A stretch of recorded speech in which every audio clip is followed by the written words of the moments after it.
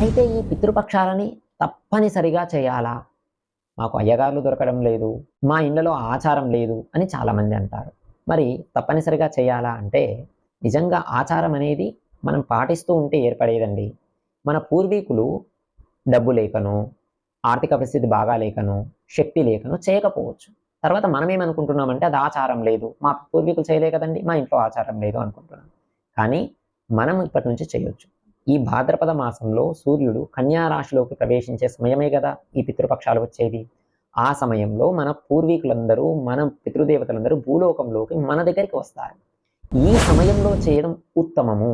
కాబట్టి మీరు ఇంట్లో ఆచారం ఉందా? లేదా? అనే దాంతో ప్రసక్తి లేకుండా ఇప్పుడు ఈ మహాలయ పక్షాలలో, పితృపక్షాలలో పెద్దలకు పెట్టడము, పితృదేవతలకు శ్రాద్ధ క్రియలు నిర్వహించడం చాలా మంచి పని. అయితే అయ్యగారు దొరకడం లేదు. అలా లేకపోతే శ్రాద్ధ క్రియలు అనేది రకరకాలుగా చేయొచ్చండి. మన లోపల ఒక భావన ఏంటంటే శ్రాద్ధ క్రియ అంటే పిండాలు పెట్టడం అనేది ఒక భావన. లేదండి.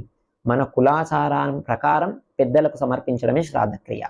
ఇప్పుడు మన కులాచారం ప్రకారం పిండాలు పెట్టేదుంది, బ్రాహ్మణులు అవసరము అంటే వారిని పిలిపించండి. లేదా కొందరు శాకంతో పెడుతూ ఉంటారు. అంటే అన్నం, ఆహార పదార్థాలు వండి మన పెద్దలకు ఫోటో పెట్టి పెడుతూ ఉంటారు. అలా పెట్టుకోవచ్చు.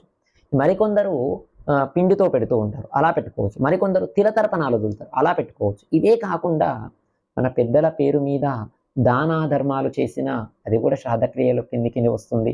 అందుకొరకు చాలామంది పెద్దల పేరుతో బ్రాహ్మణులకు బియ్యం దానం చేస్తూ ఉంటారు. బియ్యం ఇస్తూ ఉంటారు. అది కూడా శ్రాద్ధ క్రియ కిందకే వస్తుంది. ఇలా శ్రాద్ధ క్రియలు అనేక రకాలుగా ఉంటాయి.